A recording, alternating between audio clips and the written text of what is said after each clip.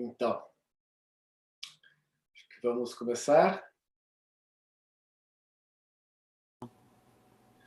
Muito bem. Então, eu gostaria, inicialmente, de dar as boas-vindas a todos e todas ao Instituto Eduardo Correia, as lives que têm marcado esse novo período, essa nova fase do Instituto Eduardo Correia, e registrar que temos aqui hoje a imensa alegria, repito, a imensa alegria e honra em receber uma das maiores pesquisadoras do direito penal, hoje em atividade no Brasil, sem dúvida alguma, que é a professora doutora Heloísa Estelita.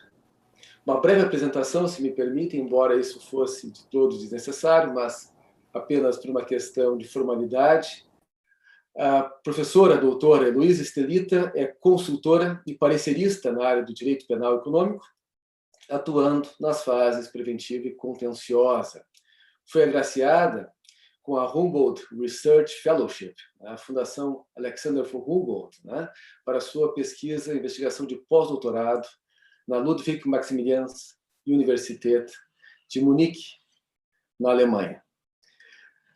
Em cooperação, evidentemente, com a CAPES, doutora em Direito Penal pela Universidade de São Paulo, mestre em Direito pela Unesp, especialista em Direito Penal Econômico e Europeu pela Universidade de Coimbra.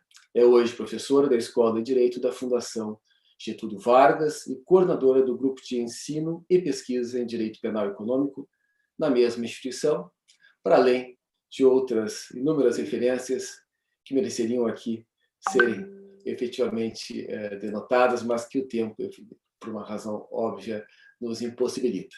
Mas, para além disso, é uma pessoa incrível, é um ser humano maravilhoso, uma amiga muito querida, uma pessoa que tem o dom de encher de energia, de vida, todo o espaço em que está, em que se encontra. Então, é um registro que faço de imensa alegria, não apenas profissional, mas também pessoal, em poder receber virtualmente aqui conosco a professora Heloísa Estelita, que hoje, como todos sabem, irá nos falar sobre a responsabilidade intermediada por inteligência artificial, uma aproximação.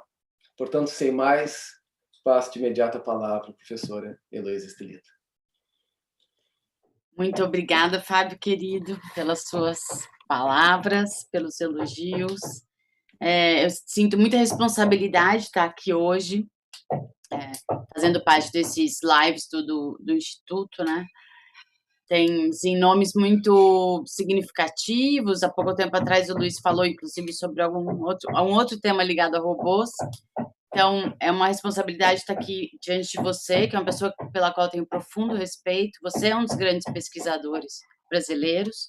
E hoje a gente vai tocar num ponto sobre o qual você escreveu um livro que eu considero uma joia rara, o livro sobre imputação objetiva, uma joia rara, recomendo sempre. Então, e está na companhia aqui de pessoas maravilhosas, o Felipe e várias outras pessoas que eu sei que já entraram. Eu agradeço muito a presença de todo mundo aqui. Então, vamos lá. Eu vou fazer um sobrevoo sobre esse tema, tá? Eu não vou... Tem muitas perguntas não respondidas. Então, também não é que eu vou fazer uma fala que não tem nenhuma, só tem perguntas e não tem resposta. Talvez tenha algumas respostas, mas para outras não tem. E eu vou tomar a liberdade de compartilhar minha tela, porque tem alguns slides que ajudam muito a gente a entender do que a gente está falando, tá? Então, eu preparei uma apresentação aqui. Deixa eu achar. Cadê ela? Peraí. Olha só, sumiu. Peraí, só um minuto. Vamos achar aqui. Beleza. Agora vai. Aqui. Pronto. Beleza. Então, vou fazer um sobrevoo sobre esse tema da responsabilidade penal intermediada por inteligência artificial. Então, eu estou querendo dizer com isso que entre a conduta e o resultado típico tem um elemento portador de um algoritmo que a gente chama de inteligência artificial.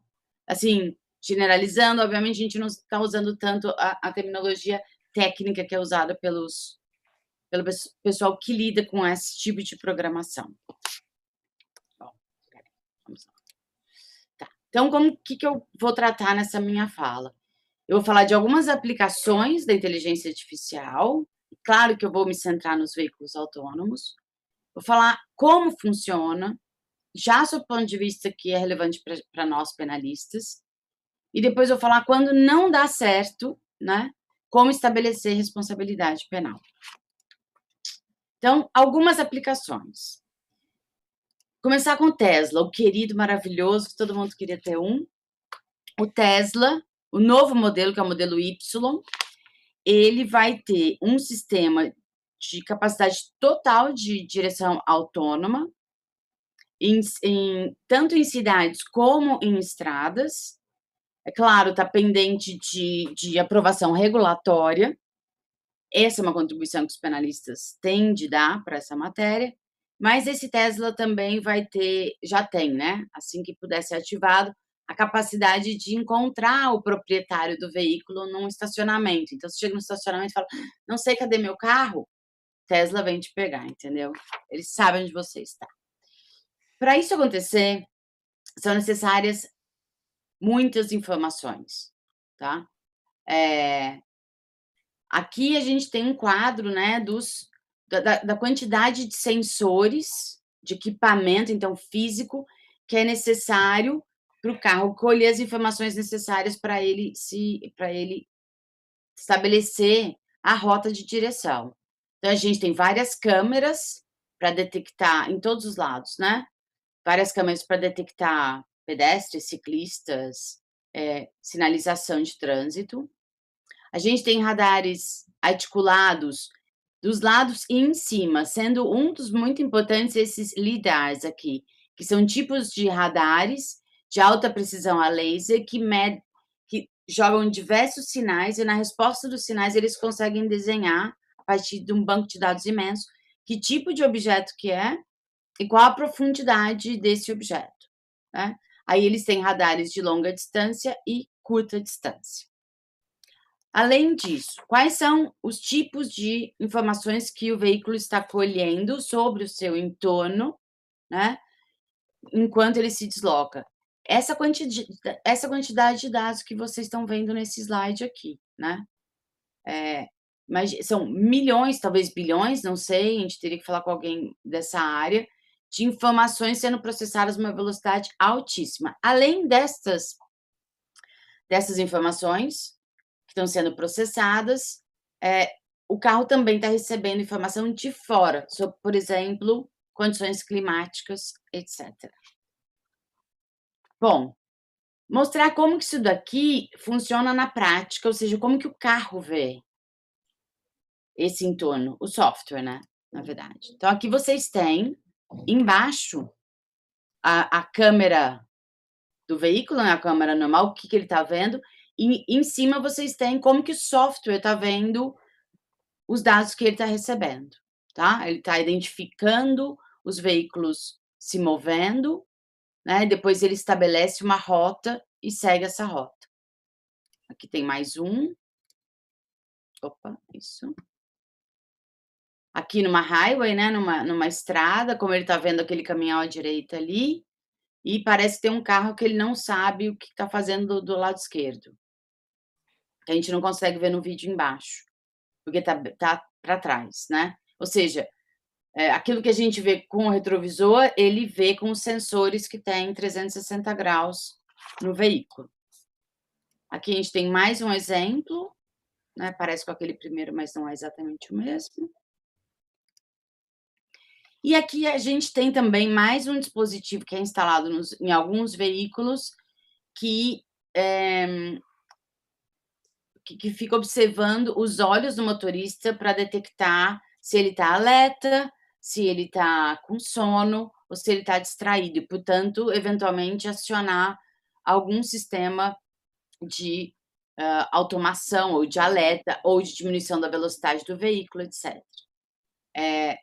Esse caso, né, da colheita desse tipo de dados, ele não é só importante sob o nosso ponto de vista hoje, de uma eventual intervenção do sistema autônomo que cause um dano a terceiro, mas também sob o ponto de vista de proteção de dados, que não é o nosso objeto da nossa discussão hoje aqui.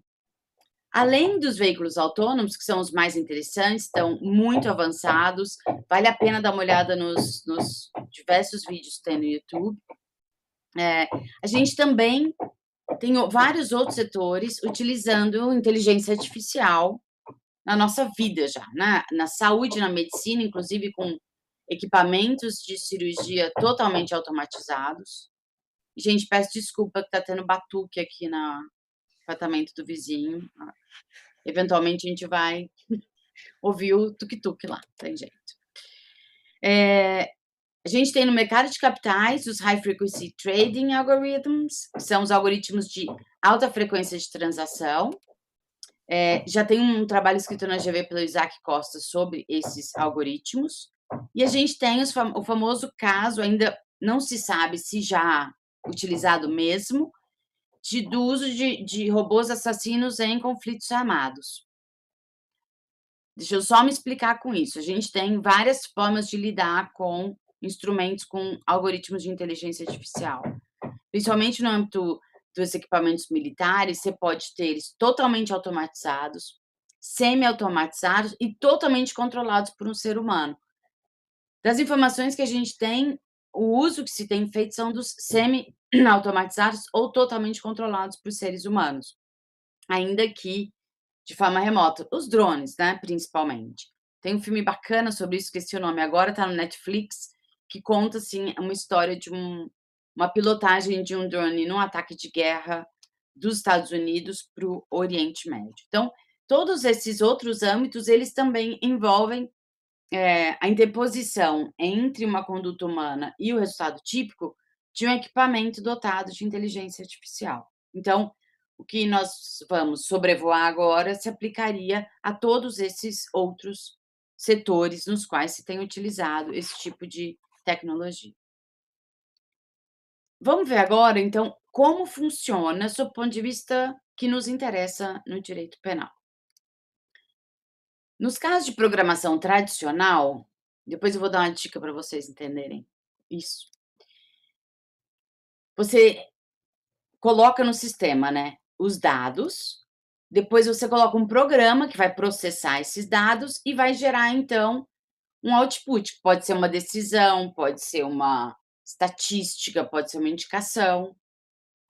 Então, você tem aqui casos que a gente chama de white box, né? Isso aqui é uma white box, porque o comportamento interno do código, ele é conhecido, já que ele foi inserido aqui, ó, o programa está aqui. Foi inserido, né, o dataset, o conjunto de dados, o programa, e ele, então, te dá os resultados, né? Melhor medicamento para usar é esse, a melhor forma de de reduzir a emissão de CO2 é essa, mas porque você pôs os dados e pôs o programa, então você conhece o código, né? A gente chama isso de white box. Mas a gente tem também os casos de black box, e esses são os mais interessantes, porque usados para processar milhões e milhões e milhões de dados, no que a gente chama de big data, né? Mais ou menos aquela imagem do carro, a gente tem uma ideia da quantidade de milhões de data points, que chama, né, de dados, que são necessários para fazer o processamento para aquele carro andar 1 metro com segurança.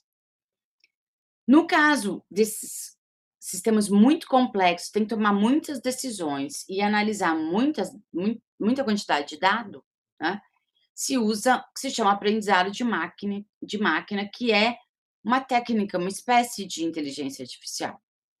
Nesse caso, a gente insere essa grande quantidade de dados, insere o resultado que a gente quer. Eu quero que você, quando não puder seguir em frente, vire à esquerda, à direita, de acordo com a placa que tiver na rua, um comando para um veículo autônomo. Agora, como ele vai tomar essa decisão, ninguém sabe, porque aqui o que o sistema faz, o que o machine learning faz, é ele produzir um programa.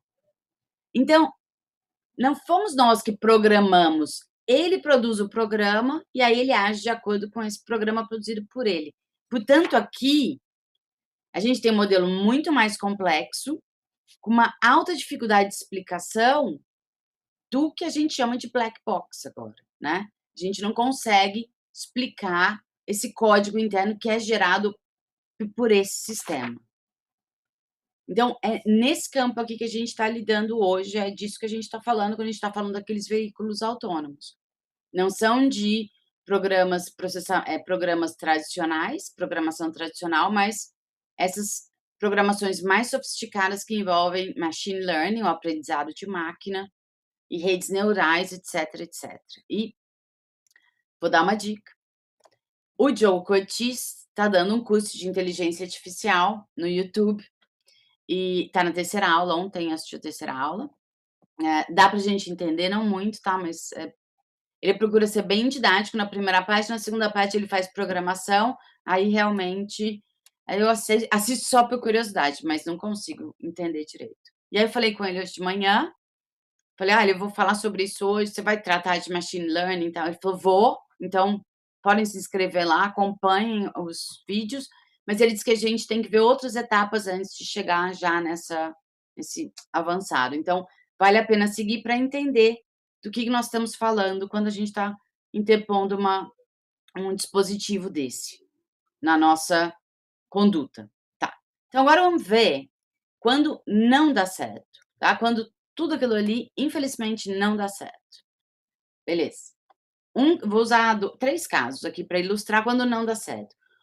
É esse caso que é recente, deixa eu ver se eu tenho aqui o ano dele. Ele é bem recente, ele é do final do ano passado, começo desse ano, no qual eles falam em hackers, mas não são hackers, porque na verdade foram pessoas que foram lá e pintaram os números das placas de indicação de velocidade, e o Tesla foi enganado e passou a dirigir a 50 quilômetros por hora, quando naquela região a velocidade permitida era menor. Então, assim, eles enganaram o carro. Mas isso só para provar que é possível enganar o sistema. Então, e isso também não exclui, embora eu não conheça nenhum caso desses, uma invasão por hacking mesmo, né? Uma invasão ao sistema autônomo via conectividade com a internet, porque não esqueçamos que esses carros estão sempre conectados à internet, inclusive para processar uma parte dos dados e receber outros dados também. O outro caso é um caso de março do ano passado, de um Tesla, não era um modelo autônomo, totalmente autônomo, era semi-autônomo, estava no piloto automático na estrada e entrou debaixo de uma carreta alta, tanto que dá para ver aqui, né, na imagem, arrancou todo o capô do carro e o motorista faleceu. Nesses casos, a Tesla recomenda que o motorista mantenha as 2 mãos no volante durante o uso do modo semiautomático.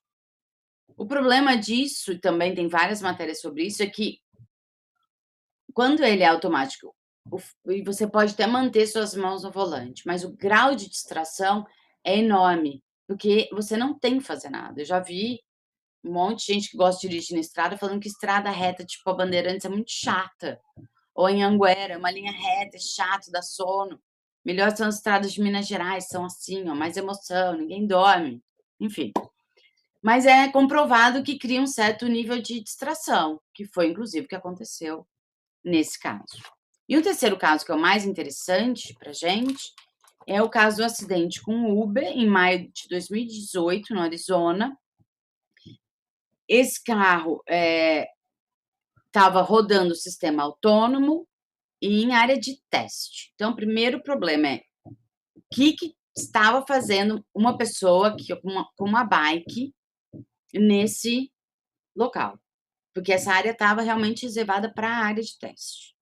Ok. O que aconteceu? Esse carro, primeira coisa, ele tinha um sistema de freio de emergência, que ele mesmo freava, tá? Não um sistema autônomo, mas um sistema do próprio veículo. Para poder rodar o sistema autônomo em fase de teste, não haver interferência dos sistemas do próprio carro, eles desativaram esse sistema de freio autônomo. E aí, o que aconteceu, então? Essa pessoa entra no cenário de dados do carro autônomo. Nos primeiros 6 segundos, a hora que o sistema autônomo detecta, né, um objeto. Primeiro, ele pensa que ele dá como um objeto não identificado. Depois, ele pensa que é um veículo. Depois, ele pensa que é uma bike. E a hora que dá 1,3 segundos da colisão, o sistema autônomo detecta que seria preciso acionar um sistema de emergência de freios. Só que eles tinham desligado o sistema de emergência de freios. Então, houve o acidente. Vários problemas aqui, né? Havia uma pessoa sentada no banco do motorista. Bom, primeiro, o que essa pessoa estava fazendo lá é um problema externo ao sistema. Segundo, que desligaram o sistema de freios automáticos do carro. Terceiro, que tinha uma pessoa sentada no banco do motorista, aparentemente, e essa pessoa estava lá para uma questão de segurança. Aparentemente, essa pessoa, de novo, porque ela não tem que fazer nada, etc, etc, acabou se distraindo e estaria respondendo mensagens ou assistindo alguma coisa no celular na hora da colisão. Vocês vejam, foram 6 segundos entre a entrada dessa pessoa em rota de colisão até, na verdade, né, 4,7 segundos até o momento que seria possível o acionamento do freio com eventual evitação da colisão, mas tinham desligado tanto o sistema do carro de freio automático, como um sistema que alertasse o motorista, né, um alarme, alguma coisa, para que ele fizesse uma intervenção física no veículo. Esse caso é muito interessante, vale a pena dar uma espiada nele. Bom, quais são, então, os problemas aqui? Tem outros casos que também não deram certo. Então, saindo dos veículos autônomos. A gente teve um problema com o Google Tradutor, que, como há um artigo para o gênero neutro no turco, na hora que ia traduzir para o inglês, esse vício, né, esse erro no algoritmo, associava o ri a doutor, professor, engenheiro, e o xi a enfermeira, a faxineira, ou seja, fazendo uma discriminação de gênero na tradução. O Facebook, isso ficou muito famoso, ele tinha 2 chats de conversa. Esses chats que entram do lado, que falam com você, pois bem, um masculino e um feminino. Esses 2 robôs começaram a conversar entre si. Em coisas de horas, assim, acho que um dia, o Facebook teve que botar os 2 robôs para baixo, porque eles começaram a conversar e desenvolveram uma língua própria que ninguém mais entendia. Na Alemanha, a polícia foi chamada para praticamente invadir uma casa, porque estava tocando uma música tipo festa, logo de manhã, a hora que a polícia entrou, não tinha ninguém na casa. Era a Alexa que tinha ativado o sistema de som, sabe lá Deus por quê. E, no caso do Google Home, a gente teve uma ativação, também não se sabe exatamente por quê, uma ativação contínua de gravação de conversa dos usuários. São todos sistemas que usam algum tipo de inteligência artificial para ativação, para processamento e para tomar decisões. Vou gravar, não vou gravar, como vou traduzir. Então, há outros âmbitos nos quais a gente pode ter ofensas a outros bens jurídicos aqui. Quais são os impactos disso? Estão agora chegando para o que nos interessa, né? No âmbito da responsabilidade penal, né? No substrato da tipicidade, a gente pode questionar pelo lado do robô se esses sistemas autônomos seriam capazes de conduta. A gente vai falar um pouquinho disso adiante. Ainda no âmbito da tipicidade, e agora discutindo a posição das pessoas naturais, se elas estão praticando condutas comissivas, ou seja, de ação, ou de omissão, especialmente quando a gente fala numa cadeia de pessoas responsáveis, que a gente vai ver já já. E também a gente discute se essa responsabilidade seria dolosa ou culposa. Como a gente está falando de um sistema de processamento e de tomada de decisões autônomo, é bem mais provável que a gente ande no terreno da culpa e não do dolo. No âmbito da antijuridicidade, o grande debate, né, é como programar veículos autônomos para situações dilemáticas. Mata uma velhinha ou 3 jovens. Mata o usuário do veículo, que está sentado ali dentro, os passageiros, ou a pessoa que está atravessando a rua. Eu não vou entrar nisso hoje, eu e o Alau Leite escrevemos esse livrinho aqui. Escrevemos um artigo para esse livro e organizamos esse livro, eu traduzi alguns artigos, publicado pela Marcial, e ele trata exatamente, principalmente, da questão da discussão sobre como programar os veículos autônomos para essas situações dilemáticas. Vamos lembrar que, por exemplo, o Tesla Y está esperando regulamentação para poder ativar o sistema que, segundo a Tesla, já está pronto para dirigir autonomamente. Mas esse tipo de decisão tem que ser pré-programado, né? No caso dos veículos autônomos, então entra toda a discussão do estado de necessidade justificante e exculpante aí. E, finalmente, no âmbito da culpabilidade, de novo, a gente tem um impacto dessa tecnologia na previsibilidade individual, né? E numa futura eventual culpabilidade de um sistema autônomo. Então, vamos examinar um pouquinho mais de perto essas questões. Lembrando, então, agora que esse problema do black box, ou seja, da gente desconhecer como a matéria é processada e a decisão é tomada, ela, no que nos interessa, ela gera dificuldades de previsibilidade de qual vai ser a decisão que o carro vai tomar, e ela gera problemas de controlabilidade sobre a decisão tomada pelo veículo. Beleza.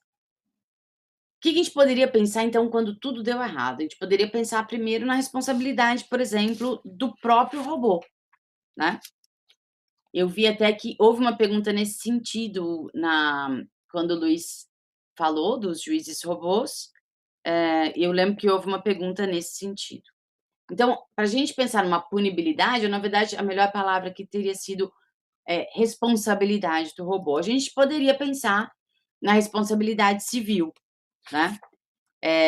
Inclusive, já existe fundos de reparação de danos atrelados a algoritmos e atribuídos a uma e-pessoa, uma pessoa eletrônica, que nada mais é do que esse fundo, a identificação jurídica desse fundo que vai reparar danos causados pelo algoritmo.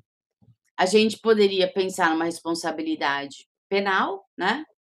Sendo que o nosso paradigma clássico, especialmente tratando de lesões corporais, homicídio, é de uma conduta dolosa ou culposa, escrita no tipo penal, na qual o autor reconhece o injusto do comportamento dele e a ordem jurídica exigia dele que naquelas situações evitasse aquela conduta. Esse é o nosso paradigma, depois a gente entra um pouquinho mais perto.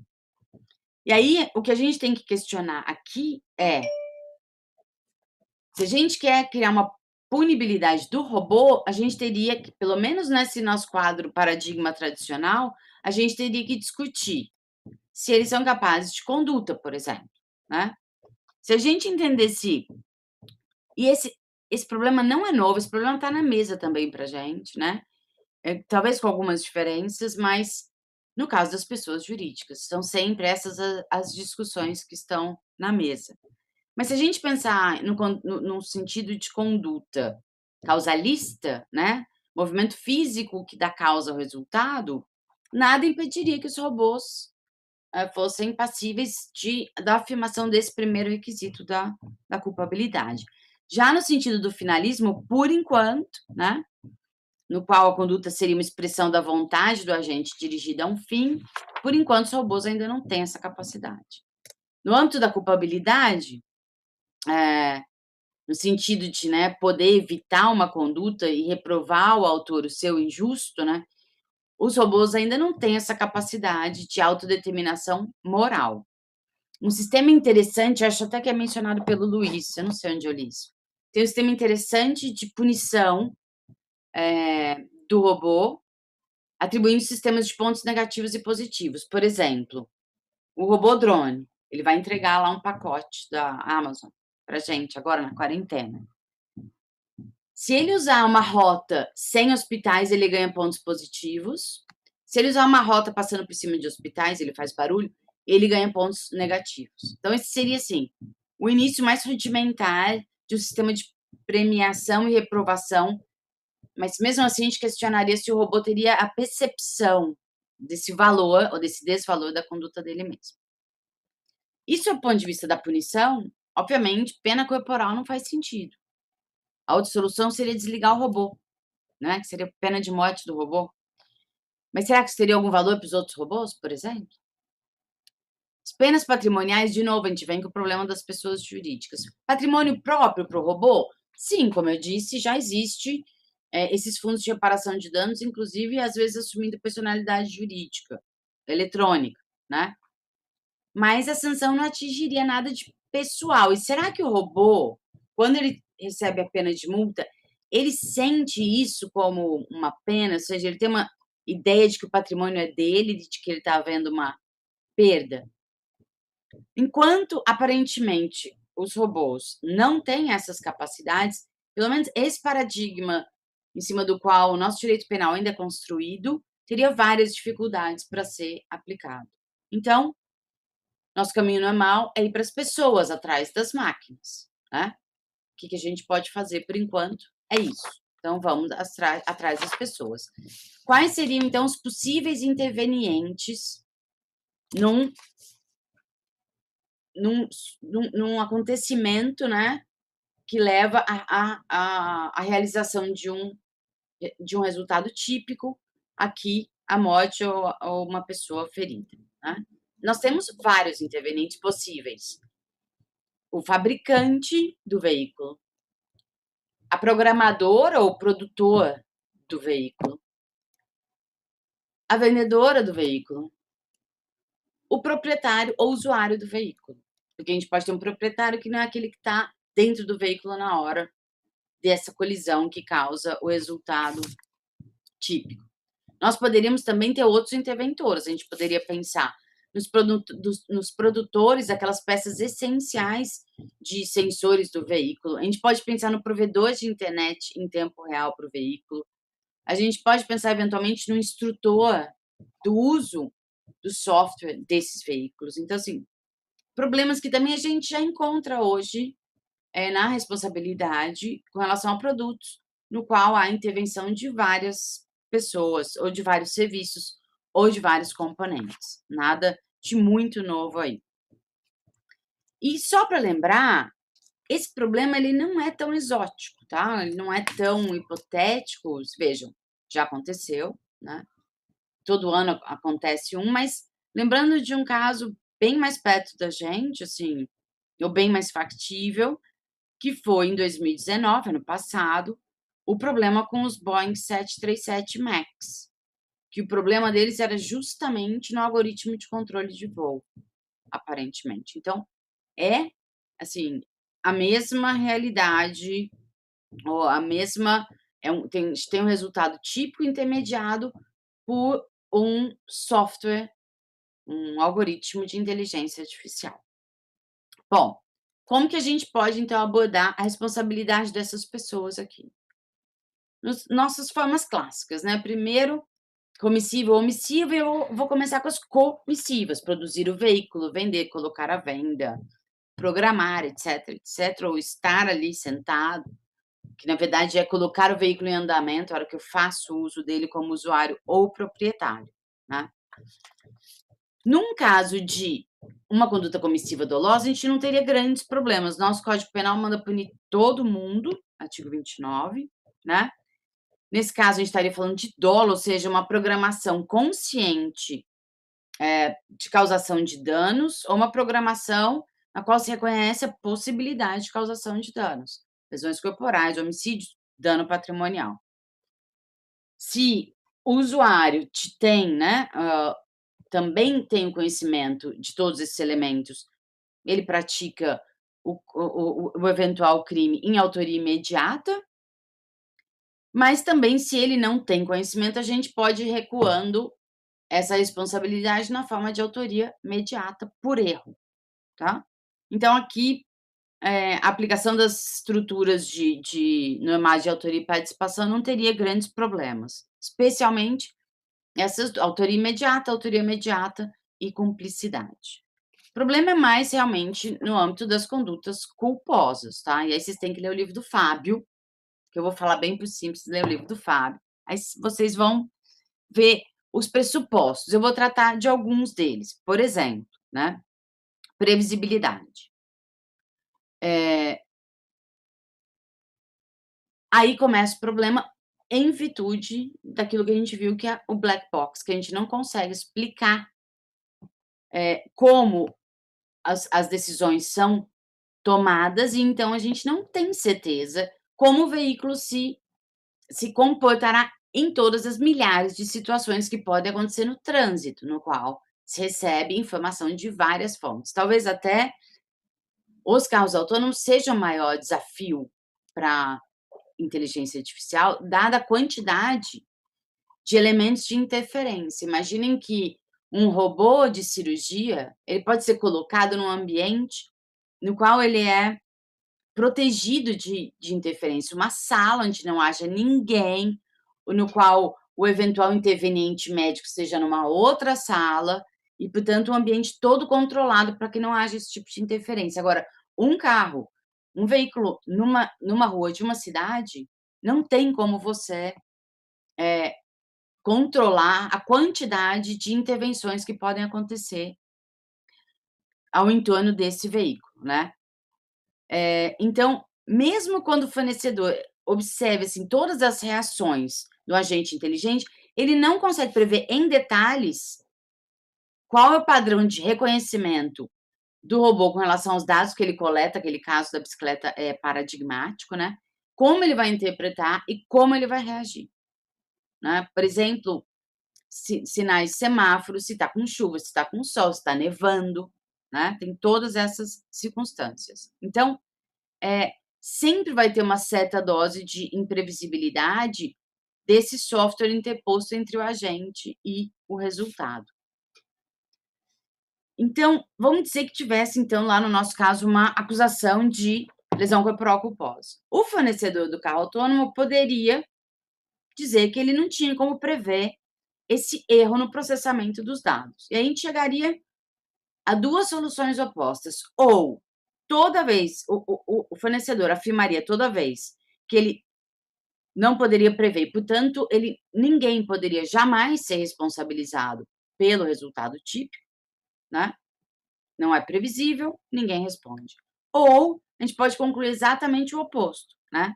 Que justamente porque não é previsível, os agentes têm que contar com todas as possibilidades e, portanto, toda forma de dano é, em princípio, previsível nesses casos, né? O problema é que, se é imprevisível,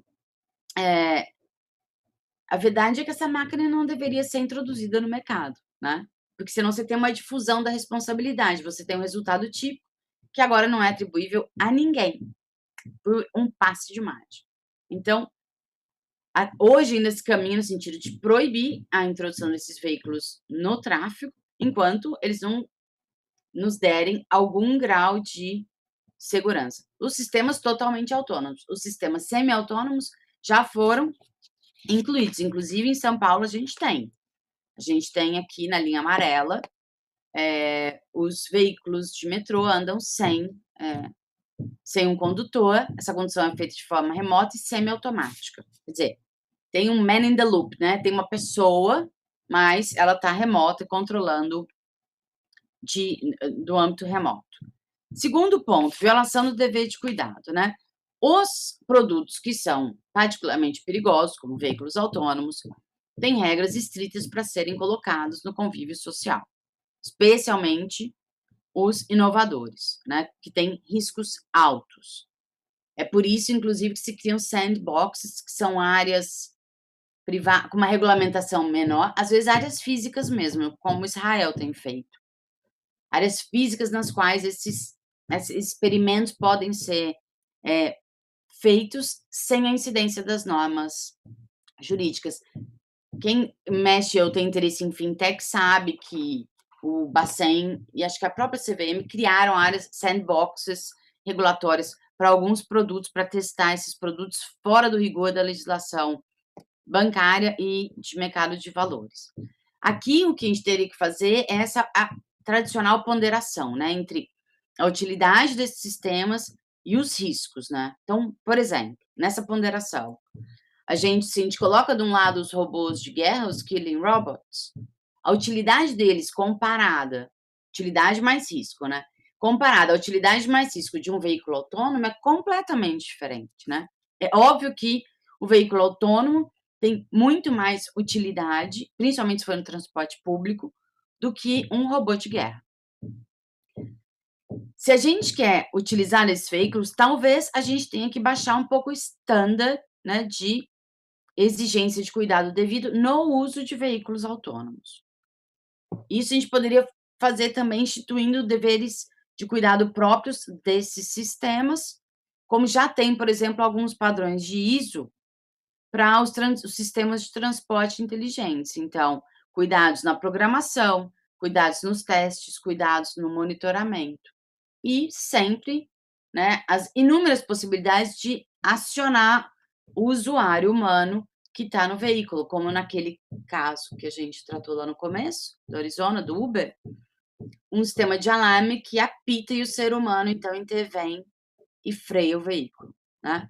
Ou nós podemos também pensar, no caso lá das situações dilemáticas, isso é mais interessante, que o próprio usuário tenha um lote de escolhas que ele vai fazer e, portanto, com isso você barraria o regresso dessa responsabilidade, né. E com isso a gente teria, então, uma configuração de um risco permitido. Com certeza os carros autônomos ainda não fazem parte do risco geral da vida, mas nada impede que venham a fazer. São Paulo tem já, então, linhas de metrô parcialmente autônomas. No caso a gente dessas opções, a gente manter uma pessoa, na intervenção, como, né, chama-se man in the loop, ou human in the loop, ou semi-autônomos. Com isso, a gente também dá alguma segurança para o produtor, para o vendedor, para o distribuidor, para o programador, porque, nesses casos, havendo a intervenção de um terceiro totalmente responsável que toma essa decisão, a proibição do regresso impede que a gente siga eternamente para trás. Então, essas seriam, assim, as questões principais no âmbito das condutas comissivas. Agora eu quero tratar, porque eu acho essa hipótese muito interessante, de responsabilidade omissiva. E vou tratar de uma hipótese, com isso eu estou chegando no... Esse é o meu último slide. Então, um caso, assim, inspirado em casos clássicos, né? Após a venda de inúmeros veículos autônomos, tá? Já estão circulando nas ruas, o fabricante descobre que, numa tal situação, esse carro não consegue distinguir entre uma fumaça de neblina e uma pessoa. E o fabricante não faz nada, e isso acaba causando aí a morte de várias pessoas. O carro acha que é neblina, na verdade é uma pessoa. Bom, vamos pensar agora sob o ponto de vista do fabricante. Ele não faz nada, ele descobre, ele não faz nada. Então, a primeira coisa que a gente pensa em omissão, a primeira não é omissão própria, a primeira coisa que a gente tem que pensar, posição de garantidor. E aqui, com certeza, a gente estaria diante de se uma posição de garantidor por ingerência, né? Que o nosso Código Penal regula no artigo 13, parágrafo 2º, letra C. Com seu comportamento anterior, que é a introdução do veículo autônomo no sistema viário via venda, né? Criou o risco da ocorrência do resultado. Sob o desvalor dessa conduta, aqui a gente tem uma dissociação entre a conduta e o conhecimento do defeito que se dá depois, né, que o veículo já está nas mãos do proprietário usuário. Quais são os problemas normalmente associados a esse tipo de responsabilidade, que é a responsabilidade pelo produto? Primeiro, a gente não conseguiria ou teria dificuldades de fundamentar uma posição de garantidor numa relação de custódia, porque a pessoa compra o carro e sai e vai embora com esse veículo, não está mais no âmbito de controle do fabricante do veículo, tá? Então, não tem mais essa relação de controle.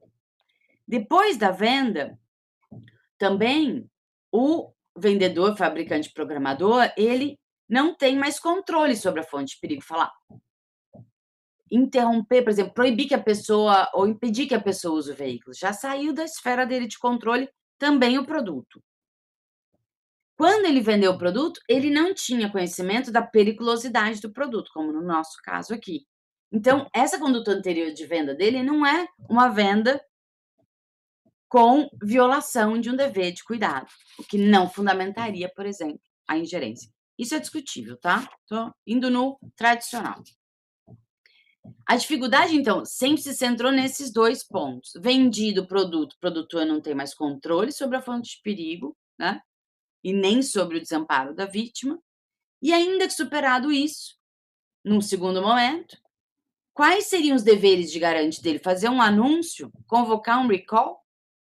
Mas isso não manifesta controle sobre a fonte de perigo, porque os terceiros podem não atender o chamado, podem nem ficar sabendo, ou podem ficar sabendo e decidir que eles não vão levar o veículo para reparos, etc, etc. Então, a gente morreria aqui nesse mesmo tipo de discussão e de dificuldades, e aí o Piet trata disso, o Pier Paolo Bottini trata disso no livro dele sobre responsabilidade omissiva, publicado também pela Marcial Pons, mas tem algo novo aqui. E o novo tem a capacidade de mudar muita coisa aqui. A depender do sistema e das configurações, pode acontecer de o fabricante, produtor, administrador, gestor do veículo não ter essa interrupção do controle. Ele continuar tendo controle sobre o veículo via software. Então, no nosso caso, por exemplo, descobriu a situação X, atualização no software, imediatamente todos os veículos sem esse defeito. Isso coloca uma facilidade muito maior para intervenção do garante, né? Primeiro, para afirmação de uma posição de garante, porque o bem continuaria sob controle, e de uma afirmação, então, de um dever e, eventualmente, de um poder de agir no sentido de salvar a vida ou a integridade física ou o patrimônio das pessoas que poderiam estar em perigo em virtude do veículo. Claro, isso vai depender sempre do grau de supervisão humana que se vai escolher para atribuir naquele veículo. Então, diante dessa possibilidade e da extensão da responsabilidade penal que isso aqui geraria para os fabricantes, vendedores, programadores, etc., é de se pensar se não é conveniente mesmo, né, se a gente quiser ter carros autônomos, passar algumas decisões para supervisão humana do usuário ou do proprietário do veículo. Essas possibilidades, então, assim, indicam, isso sim, uma mudança significativa no âmbito da omissão, quando há interposição de inteligência artificial e manutenção do controle sobre o objeto pelos programadores ou pelas pessoas que conceberam o veículo. Então, esse era o meu sobrevoo e eu agradeço vocês tenham ficado me olhando aí na telinha até agora. Espero que não tenha sido cansativo. E agora a gente pode bater um papo. Eu vou parar o compartilhamento aqui. Pronto. Muito obrigado, muito obrigado. Interessantíssima explanação, é uma temática efetivamente fascinante. É fascinante a quantidade de problemas que esta questão da inteligência artificial coloca, né, e os cruzamentos que isso traz para o direito penal. E realmente é fascinante. Estavas falando aqui, eu estava, enfim, pensando mil coisas. E recordava que quando eu era pequeno, o robô que existia era o Arthur, né? Se alguém vai lembrar do Arthur, né? Era o que tinha de mais tecnológico, né? Saímos realmente de um mundo para outro muito diferente. Eu vou abrir para perguntas, Elô, mas enquanto o pessoal, enfim, reflete um pouco, eu gostaria de colocar uma questão, na verdade não é tanto uma questão, mas gostaria de ouvir acerca desse ponto da previsibilidade. Ou seja, uma questão que me intriga bastante nessa temática é justamente a fronteira entre o risco permitido e o risco proibido. E a previsibilidade é um elemento bastante importante nessa equação. Tá? Eu lhe perguntaria, será que não seria possível fazer aqui, trabalhar como um certo parâmetro, evidentemente que não não idêntico, mas um parâmetro que poderia ser interessante para a inteligência artificial, que é justamente a questão da testagem de novos medicamentos, de novas substâncias. Porque, veja, no âmbito de laboratórios, de novos medicamentos, agora nós temos a questão do Covid, etc., quando nós temos um novo medicamento, nós temos também uma incerteza absoluta que é superada a partir de níveis diferentes de testagem e vai se ganhando confiança e até mesmo vendo até que ponto vale a pena, ou seja, até que ponto o benefício ainda não é, supera os efeitos colaterais disso. Se não seria, talvez, nós pensarmos, né, em termos de risco permitido a partir de ISOs, dentre os quais não só qualidade de software e hardware, que eu acho que são elementos importantes, a qualidade de montagem, mas também rigorosos regimes de testagem, até que, dentro de um nível X de previsibilidade, enfim, desde situações remotas até situações, digamos, mais plausíveis de acontecimentos indesejáveis, isso seria colocado, e dentro desse contexto estaríamos no risco permitido.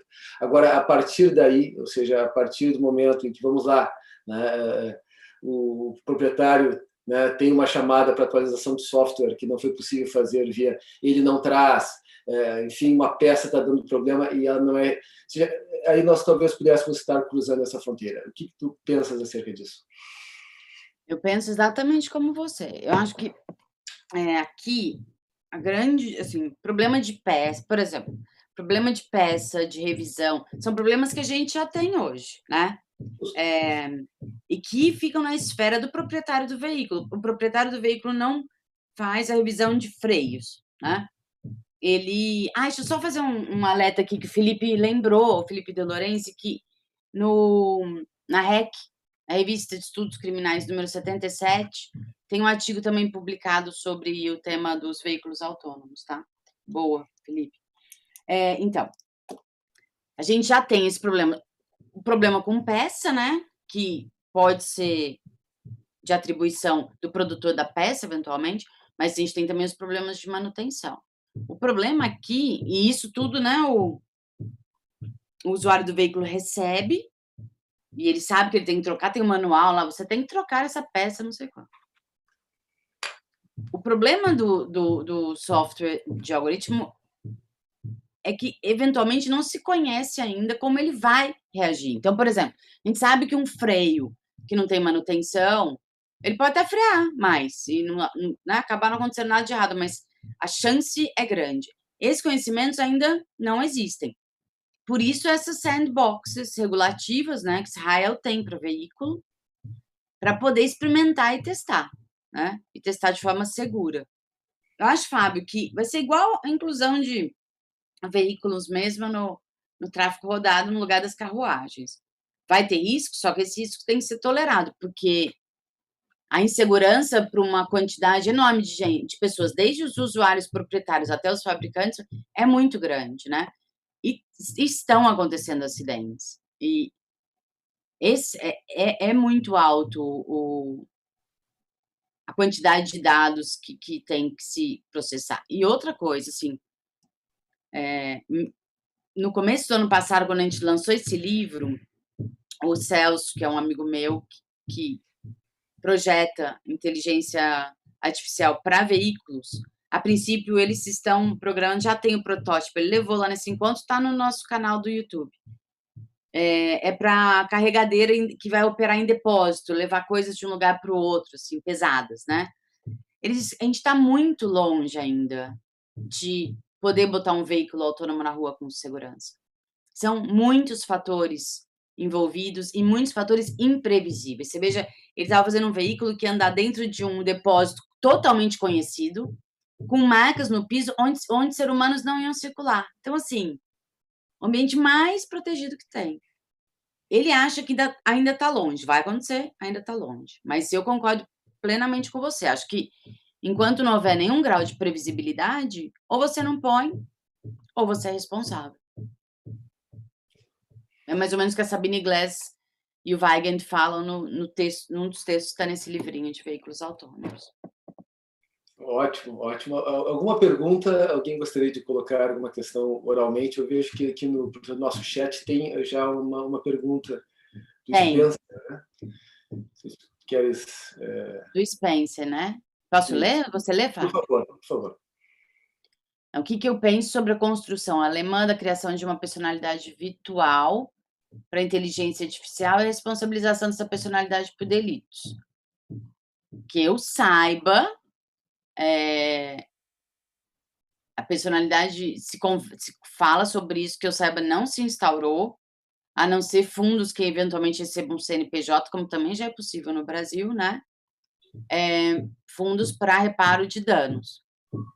Na Alemanha se discute agora a responsabilidade da pessoa jurídica decorrente da prática de um crime por uma pessoa física. Seja seu dirigente, seja um subordinado, e aí em caso de falhas de compliance. O último andamento foi agora, esses dias, eu ainda não li, é nesse PECTA, não foi aprovado ainda. Então vamos lá, se pega esse fundo que é um fundo de ressarcimento para danos causados por um veículo autônomo, ou um algoritmo, na verdade, né? Vai ser o algoritmo tal, do carro tal, tá aqui o fundo tal. E ele é uma pessoa constituído na forma de uma pessoa jurídica que tem um gestor, a gente vai entrar no tratamento comum que, eventualmente, essa legislação, que ainda não existe, repito, vier a dar às pessoas jurídicas, né? A e-Person, que eles chamam, se eu não me engano, tem na Estônia já. Aí eu realmente não conheço, porque é aspecto de responsabilidade civil. Mas eu sei que na Estônia, me parece que já tem essa personalidade puramente eletrônica. Não sei se eu respondi, Spencer. Não... Temos questões no YouTube. Não sei se a Maria Eduarda nos ajudaria a fazer aqui bem. No caso da possibilidade de descoberta de erro pós-comercialização, deveria haver uma vinculação do produto a um sistema de atualização que pudesse atuar a qualquer tempo, estando o veículo conectado à internet para funcionar, garantindo a atualização antes do uso? Então, mas garantir, eu penso exatamente assim, não sei quem fez essa pergunta, boa pergunta. Eu penso exatamente assim, é por isso que eu falo que tem controle. Só tem controle porque pode exatamente fazer isso, né? Só mantém o controle porque, por internet, se pode intervir no veículo. Agora, garantindo a atualização antes do uso, pressuporia que, detectado o defeito, o fabricante, o controlador do veículo, o controlador remoto, além do próprio usuário, interrompesse o uso do veículo. Imagina o tanto de problema que a gente ia ter. Você vai lá na sua garagem e sai para trabalhar, o fabricante falou, não, parei todos os veículos porque detectamos um erro aqui e ainda não conseguimos acertar a solução desse problema, né? Ou então, uma outra medida, que eu acho que vai ser a mais plausível, é que... Mas aí também é essa discussão que eu pergunto para vocês. Imaginem que isso aconteça de fato e vocês tivessem que instruir o fabricante do veículo, que é quem continua responsável pelo software. Vocês diriam para ele, se você não parar todos os veículos agora, você responde por todas as mortes, lesões corporais e danos? Essa é a pergunta. Eu não sei se a gente pode afirmar uma responsabilidade tão grande, e dois, que ainda é responsabilidade pelo produto, e eu não sei se não seria, então, nesses casos, mais sábio passar esse tipo de decisão para o usuário, né, individualmente. E, por exemplo, ele chega no veículo, o veículo está desligado, com aviso lá, olha, detectamos a falha tal que pode levar a acidentes. Daqui para frente, o problema é seu se você quiser usar o veículo. Mas mesmo assim, eu acho que nós esperaríamos do fabricante que ele parasse os carros. Agora, também pensem bem nisso. No meu exemplo aqui, o carro está paradinho, eu acordo de manhã, eu vou pegar o carro está desligado. Imagine o carro que está em trânsito. Então ele teria que fazer um software que, a hora que o carro parar, a primeira vez que o carro parar, ele desliga o carro. Beleza, o cara para no fim do mundo, sei lá, para pegar uma coisa no porta-malas, o carro desliga e ele está lá abandonado. Então, assim, o negócio é grande. Eu acho que tem que, talvez as medidas mais adequadas do seu ponto de vista de gerenciamento da responsabilidade, para que ela não fique tão grande que ela inviabilize o negócio, seria dividir um pouco da responsabilidade entre produtor. Quando eu digo produtor, vocês entendam a pessoa que estiver responsável pelo software e usuário do veículo. Muito bom. Mais questões? Essa pergunta foi do Ítalo. Muito obrigada, Ítalo. Eu acho que todos os atuantes da conduta. Você está assistindo pelo YouTube. Maria Eduarda, mais alguma questão vinda do YouTube? Não, não temos nada do YouTube por enquanto, professor. Perfeito. Me ocorre só mais uma reflexão aqui, Elo, enfim, na linha daquilo que tu estás a colocar, com que eu concordo, que é justamente a questão da autorresponsabilidade, né? Ou seja, se nós passarmos um grau de responsabilidade tal aos fabricantes, que eles tenham não só o poder, mas o dever de bloquear, nós retiramos qualquer possibilidade das pessoas também gerirem, né, evidentemente, a sua responsabilidade, como hoje ocorre em inúmeras situações. Né, inúmeras situações. Estavas falando agora, até porque isso coloca uma avaliação pessoal que é também contextual. Eu imagino uma pessoa que está com, portanto, um familiar, alguém que precisa chegar ao hospital e precisa daquele carro. Ou seja, são situações, enfim, inúmeras que podem ocorrer e em que esses elementos têm que ser ponderados e que um sujeito numa fábrica, num botão que desligue o software, impeça o carro de rodar, não tem condições de avaliar. Então, se é que essa solução também, Fábio, a gente está aqui falando, nós somos penalistas e não da tecnologia, nem sei se existe a possibilidade de interromper o veículo, nem sei também. Pois é. Não é? Carro não poderia ser usado analogicamente nesses casos. Enfim, tem outra questão aqui, Paula Barcha, que o carro não poderia ser usado analogicamente, ou seja, não automaticamente nesses casos? Sim, sim. Eu acho que sim. Então, são essas, mas é justamente isso mesmo, essa divisão de responsabilidades, né? Divisão de tarefas entre os dois, entre o produtor e o usuário. Acho que essa é a única forma de não criar uma sobrecarga tão grande que eventualmente inviabilize a utilização desses veículos no trânsito. E há uma promessa, isso objeto de estudos, há uma promessa de que a introdução massiva de veículos autônomos no trânsito diminuiria muito o número de incidentes. Agora, também esse é um futuro um pouco longínquo, porque, dentre outros fatores, depende de uma banda de internet muito boa. Por exemplo, nós não seríamos candidatos, como país, a ter um uso amplo desse tipo de veículo, né? E agora a gente está falando que, né, do veículo bonzinho, dos hackers bonzinhos. Você imagina se o hacker sequestra o seu carro e te sequestra, entendeu? Te leva para outros lugares. Ou então simplesmente põe um bug e pede um ransom em criptomoedas, que não é impossível, né?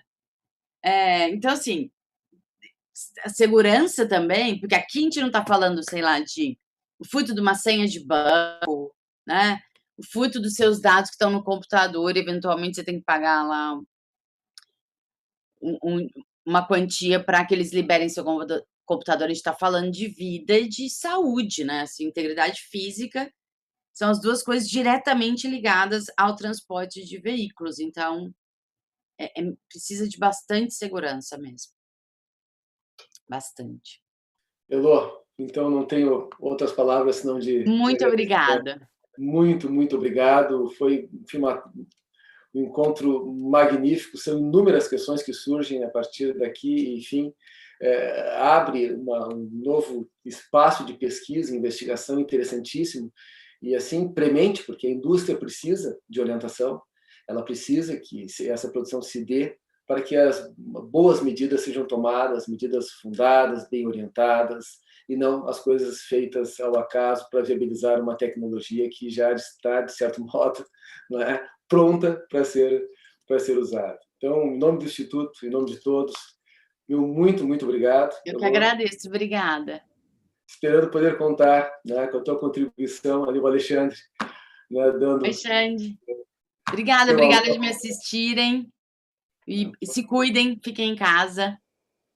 Obrigado, pessoal. Então, me despeço de todos, dizendo que em breve daremos seguimento a essas lives, comunicando os novos encontros e agradecendo a continuidade da companhia de vocês nesses novos encontros. Muito obrigado a todos, obrigado, Elô, mais uma vez. Fiquem bem e até a próxima.